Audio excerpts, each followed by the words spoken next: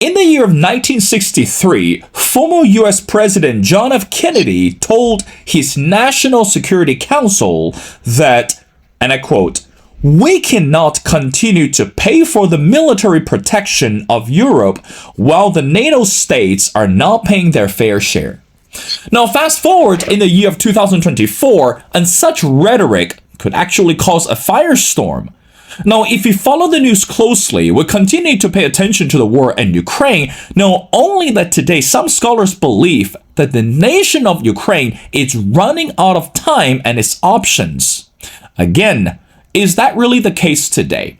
Meanwhile, some nations in Europe have already decided no longer or perhaps halt the decision regarding continuing supply to Ukraine. And given the fact that we don't know what the end would be, and especially given the fact the power under Vladimir Putin of Russia, it's actually increasing according to some source.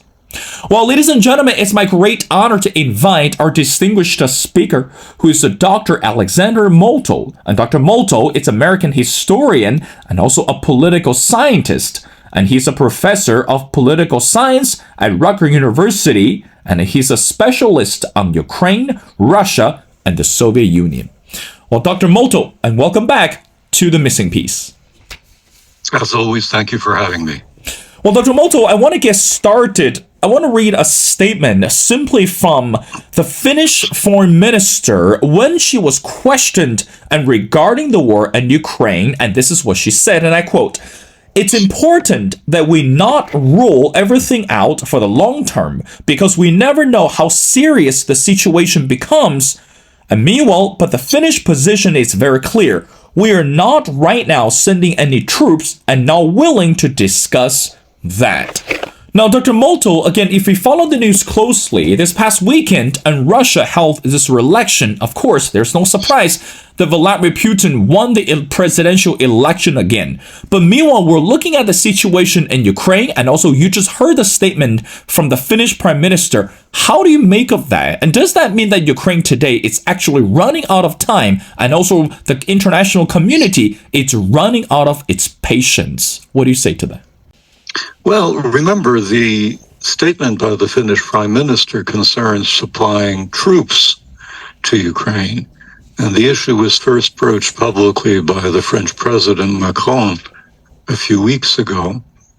That suggests to me that the West, or Western Europe more specifically, or at least the countries of NATO, aren't losing interest in Ukraine. Quite the opposite. Their interest is growing, so much so that they're actually talking about something that they refused even to consider talking about in the last 2 years, namely the theoretical possibility of sending Western troops to Ukraine. This is a remarkable shift. And it's one that suggests that it's not just the French who are thinking about this, but other countries are probably doing so too.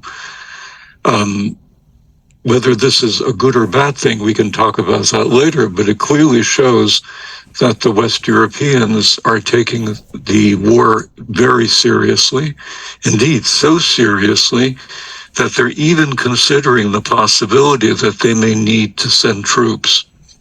So this is important, and I think it's an important signal of the West's willingness to consider measures that go beyond what it's currently been doing. It's also important because it sends a signal to Putin. Thus far, Putin has always been the one who's been making threats. He and his former vice president, Dmitry Medvedev, have been the key actors in this drama. They've been making threats. They've been rattling sabers. Medvedev has occasionally spoken about, not just about the theoretical possibility, but about the necessity of dropping atomic bombs on other countries, not just Ukraine, but in West European countries. And every time they make these statements, everybody gets terrified for understandable reasons, but that gives them an advantage. They can talk crazy, and thereby terrify people into making concessions. So it's important for the West to keep its options theoretically open. Again, whether or not sending troops is a good idea today or tomorrow is another issue. But the Russians need to believe that that is a possibility. And once they believe it's a possibility, that will act as a deterrent and a restraint on their own behavior. In terms of Ukraine, again, there's this sudden shift in the views of people in the United States, and Europe, and Ukraine, and Russia, and various parts of the global South, that suddenly Russia is winning and suddenly Ukraine is losing. It's remarkable if you think about how this has happened. 2 months ago, everybody was certain that Ukraine was winning and Russia was losing. Suddenly, there's been this 180-degree change. And my own view, as I look at the situation on the ground, is that, yes, there has been some shift on the battleground, but overall, the situation is far more stable than this kind of alarmist rhetoric would suggest. Keep in mind that the Ukrainians have managed to drive the Black Sea fleet out of the Black Sea. The Black Sea was formerly Russian completely. They controlled the Black Sea. Now they don't. This is a major victory. The Ukrainians in the last 2-3 weeks have downed something like 14 Russian jet fighter planes, 2 of which are these special ones equipped with radars. That too is a remarkable achievement. The Ukrainians have been knocking out all sorts of gasoline plants, oil refineries, places like that. So much so that just a few days ago, Bloomberg estimated that the Russian capacity to produce oil has dropped by 12% as a result of these attacks. Russian economists, whom I follow regularly, predicts that this will cause all sorts of shortages, especially in the summer when Russians will need gasoline in order to power their tractors on the fields. This will affect the army. And if the Ukrainians can continue knocking out refineries at the rate they've been doing, and it's been one every 2-3 days, this will have very serious consequences for the Russian economy. It will export less. It will have less. This can lead to shortages. This will lead to inflation. This will lead to all sorts of very significant problems. So in those 3 areas, Ukraine is doing remarkably well. Also, when it comes to casualties, everyone is now in agreement, and there is still a variety of sources, that Russia has lost somewhere between 300 and 400,000 soldiers. Now, those are dead and wounded. But the point is, they're no longer capable of fighting. This is enormous.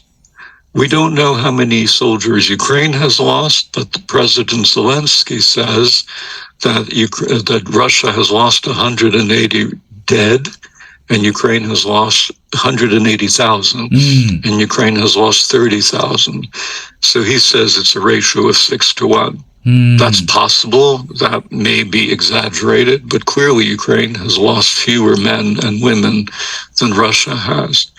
Where Russia is doing better is on the battlefield.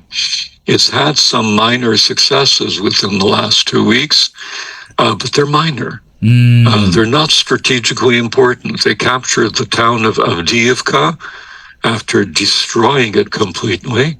So now they own several square kilometers of rubble. It's not clear what that means strategically. I mean, my guess is it means absolutely nothing strategically.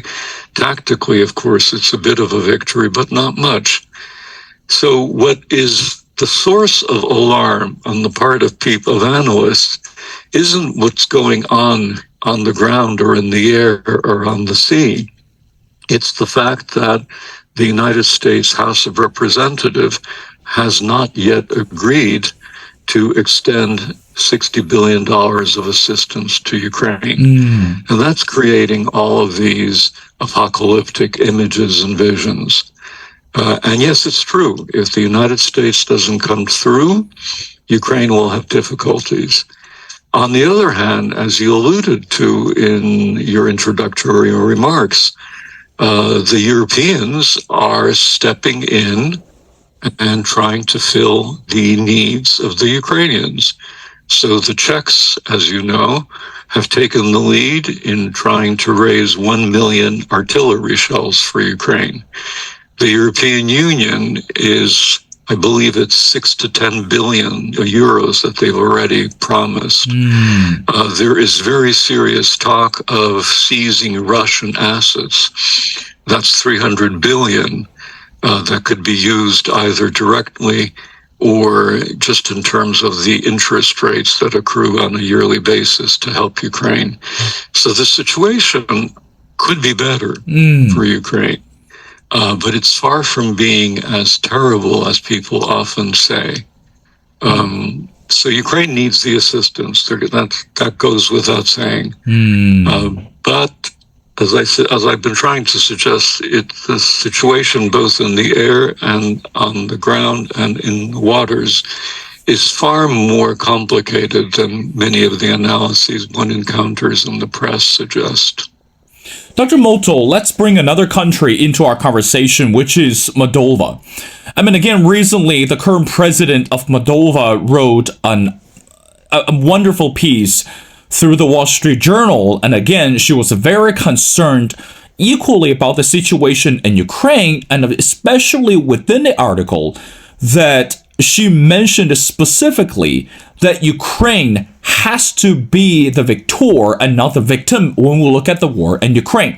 In other words, she's very concerned that if we don't supply Ukraine, or if Ukraine fail to succeed, Moldova is more likely to become the next target for Vladimir Putin. I mean, again, right now, again, Dr. Motyl, you're the historian, you're the expert. We don't know what is going to happen to the war, and we don't know what the next move that Putin is going to carry out. But let's talk about the word rationality. I mean, again, recently I've been looking at the case and also studying regarding the word rationality when we look at the war. The question to you, Dr. Motyl, is how rational is she, as the current president of Moldova, to think about or even to be anxious about the Putin's next step? I mean, so in other words, is it reasonable to be cautious to understand that if Ukraine were to fail, that Moldova is more likely to be the next target? What is the reason, and also what is the logistics behind that? What do you say to that? Well, you're absolutely right. I mean, I think her concerns are absolutely reasonable, rational. Remember, Moldova is a small country. It used to be part of the Russian Empire back in the 19th century. Putin claims that all the territories that were formerly part of Russia are actually historically Russian. So just as he claims that all of Ukraine is really Russian, he could just as easily make the same kind of claim about Moldova. And of course, the main concern, as far as the president of Moldova is concerned, is that Moldova is on Ukraine's borders. It's separated by a river, but that's about it. And attacking Moldova would be extremely simple, again, on the assumption that Ukraine fails. If Ukraine doesn't fail, then attacking Moldova is a complicated procedure. But if that were to be the case, that Ukraine were to fail, then of course Moldova becomes the logical next target. All the more so, and this is the other concern that she has, since the early 1990s, a narrow strip of Moldova has proclaimed independence. It's known as Transnistria. No one except for the Russians recognizes it as an independent state. But it's there. It consists largely of Russians and Russian speakers. They have on occasion said that they want to be reunited with or united with Russia. Thus far, Putin hasn't said yes, but he hasn't said no. And in addition to that, there is a contingent of Russian troops in that narrow strip of land, about 2,000 to 3,000. They also have huge stocks of ammunition. So if, again, imagine the worst case scenario, something happens, Ukraine fails or falls. The Russians don't even have to invade Moldova because they're already in Moldova. All they need to do is cross the border with Transnistria, send in some air support, and given the small size of the Moldovan armed forces and the small size of the country, seizing Moldova would be relatively straightforward. It could provoke a Romanian response. But then again, the question is, would Romania want to risk a war with Russia over a small piece of territory? And that's at least an open question. So her concerns are absolutely well-founded. There are also concerns that are shared by the Baltic States, Estonia, Latvia, and Lithuania, because Putin and his predecessors have on occasion said that these territories are also in need of Russian protection.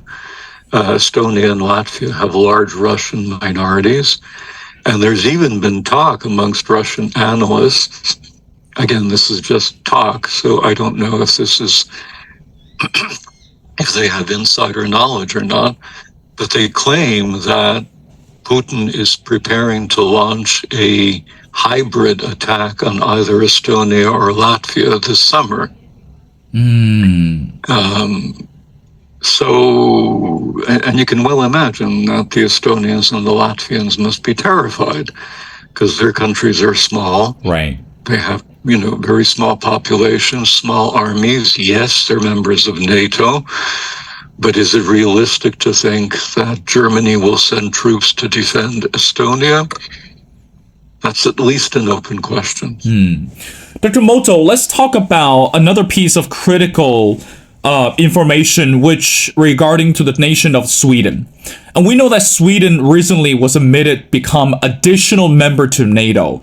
Now, some experts start to argue or even question the value of Sweden. Now, again, Dr. Motyl, you're the expert. I want to go directly to the question. By admitting Sweden to NATO, and of course recently, when I say recently, not too long ago, Finland was also admitted to NATO as well. Now, how do you think the kind of message was sent to Russia or sent to Putin that actually, remember going back to the beginning of the statement made by John F. Kennedy, that to say that United States and also other states, they need to pay equal a share, for the effort and for this military or economic empowerment, since we're all in this in together. So how do you think that Putin is able to perceive that Finland and Sweden, more nations are actively participating or applying for the membership? Is that a clear message to Putin? Or how much do you think he can understand the fate for the country? What do you say to that? Well, if he's informed, and that's always an open question because it's not clear what information he gets, but if he's informed about what's happened, and if he has any kind of rational capacity in his head, then he would understand, or he should understand, that the only reason that Sweden and Finland are now members of NATO is because of his invasion of Ukraine. They explicitly said that. It was the invasion and the war that suddenly made the possibility of Russian aggression in Scandinavia not just a theoretical possibility, but a practical possibility. So if he's in any way rational and informed, he should understand that he is the source of these difficulties, that he caused the expansion of NATO in Scandinavia. Now, officially, that's not what Putin and the Kremlin say. Officially, they say this just confirms their view that NATO wants to destroy Russia, that NATO is opposed to Russia. Now, that's the official line. That's the propaganda line. Do they believe their own propaganda is the question.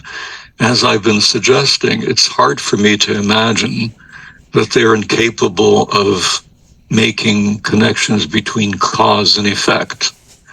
But then again, Putin has been known to do crazy things. Mr. Medvedev is completely deranged. Other members of the Russian elite are also inclined to make really idiotic statements.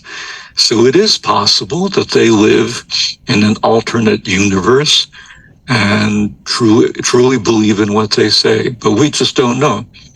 All we can say is look at the statements they make, and do they seem to make any kind of sense? Well, for most people in the world, what the Russians say doesn't make sense. But possibly it does for Russians. Possibly it does for Putin and his comrades. But the bottom line is that regardless of whether he appreciates what he did or not, the fact is, the reality is that NATO has gotten larger, and suddenly Russia's border with NATO, which was relatively small, has gotten significantly larger as well.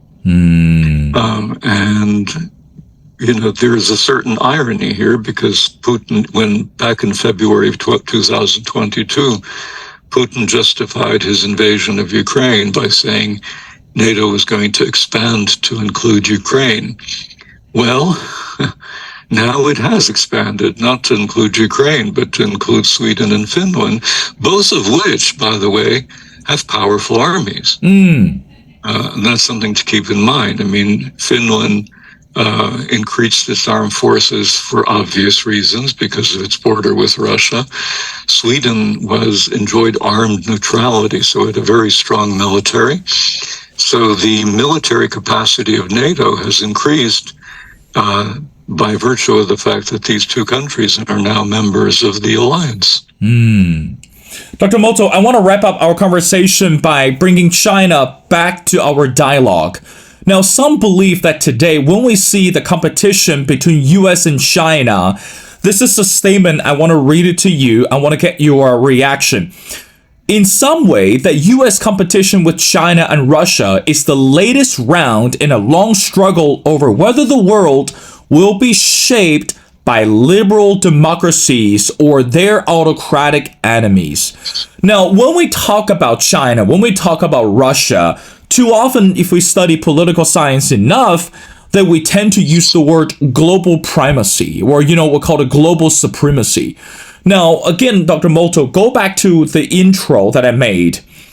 When we talk about this recent election took place in Russia, and we'll look at this war in Ukraine, look at the role of China, how much do we understand, or how much do we believe that this is a competition? It's not just about the military power. It's not just about this economic agenda. It's more about what experts called global primacy or global supremacy. What do you actually say to that? And what is your assessment? Go ahead. Well, there are so many different dimensions to what is currently taking place in the world. So you're absolutely right to suggest that the issue of global supremacy is one of the issues that concerns people.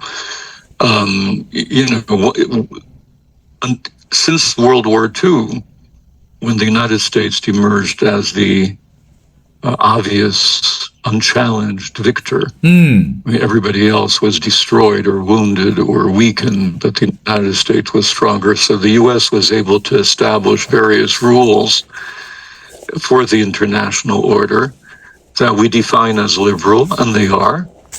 We define them as democratic, and they generally are.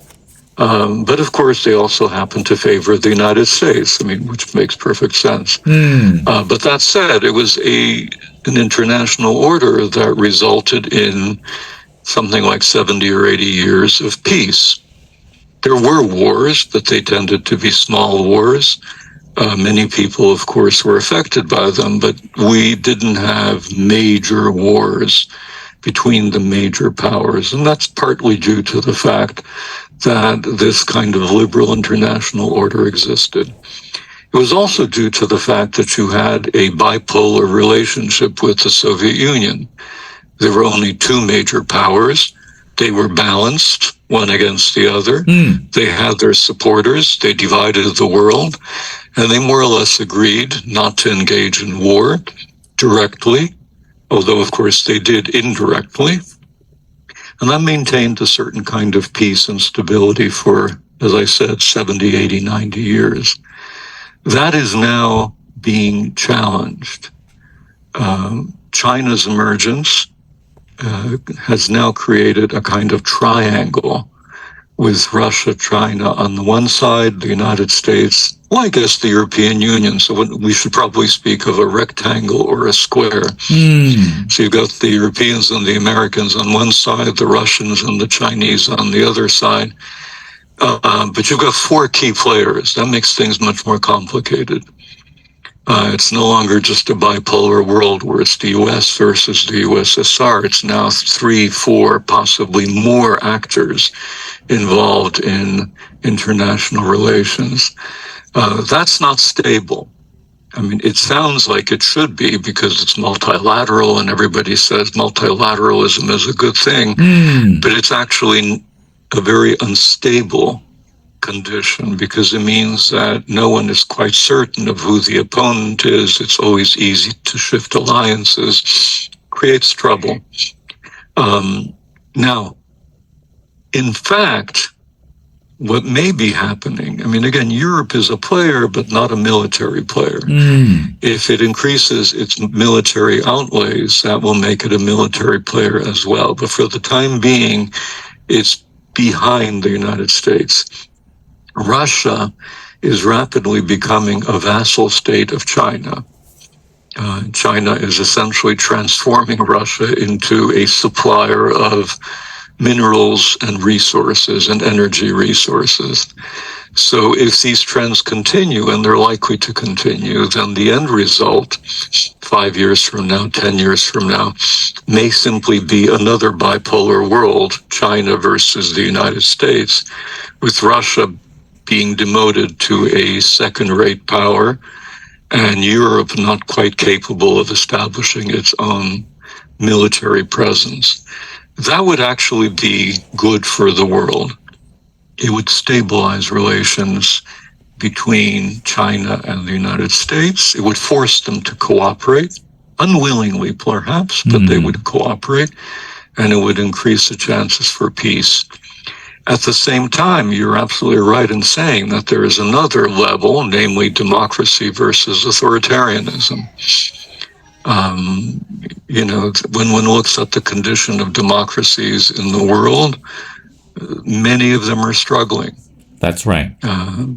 Clearly the United States is having problems, and we'll see what happens in December, but that will be an important event. In November with the presidential elections. The European Union is having difficulties managing its own problems. Hungary, Slovakia, China, obviously Russia, have their own peculiar interpretations of democracy as well. So that too is an issue. Will liberal values, will democratic standards prevail, or will they be supplanted with something more authoritarian? We'll see how that turns out. Historically, authoritarianism works for a short period of time, and then it usually implodes and creates all sorts of difficulties that lead to its end. Democracies have a better record in the medium to long run. They oftentimes have difficulties making adjustments quickly, precisely because everybody has a voice. But precisely for that same reason, they usually make fewer mistakes, fewer strategic blunders as opposed to authoritarian states. See how that works out. But for the time being, there's obviously cause for concern, at least for the Democrats in the world and for the liberals in the world. And then, of course, last but not least, the war is about the war. That's right. So the war, it is also about Russian expansion into Ukraine, has implications for NATO, as we've already talked. It has implications for Moldova, Estonia, Latvia, possibly Poland, Germany, and many other countries as well. Ultimately, let me just make one final point. I mean, as you know, a number of West European leaders have expressed concern that Russia could invade Western Europe. A number of Germans have said this, that, in 5 or so years, Russia could actually attack Germany. This is another major shift, because for the last 30, 40 years, 50 years, there's always been an assumption that somehow relations would be normal. There wouldn't be an invasion. And the mere fact that people are talking about the possibility of an invasion suggests that they're beginning to reconsider the Russian threat very, very seriously. And that ties into the first question, namely the armed forces that may or may not be sent from Western Europe to Ukraine. The Europeans are getting increasingly scared of Russia. And that's good, because they should be. Mr. Putin is a very, very dangerous man. It is, Dr. Motyl. Again, Putin is indeed a very dangerous man. But again, as we don't know what will happen to the war in Ukraine, but it is still, going back to the word rational and reasonable, to understand that the world must stay united to stand behind Ukraine in order to demonstrate the value of democracy and, of course, and the value of unity. Well, ladies and gentlemen, it's my great honor to speak to Dr. Alexander Motyl. Again, Dr. Motyl, it's American historian, it's a political scientist. He's a specialist on Ukraine, Russia, and the Soviet Union. Well, Dr. Motyl, thank you so much for your time. It's always been a pleasure and love to have you back on the show. And hopefully next time, and we're able to figure out more answers and regarding the war in Ukraine, and also continue our conversation regarding the safety of neighboring countries. So thank you so much for doing this.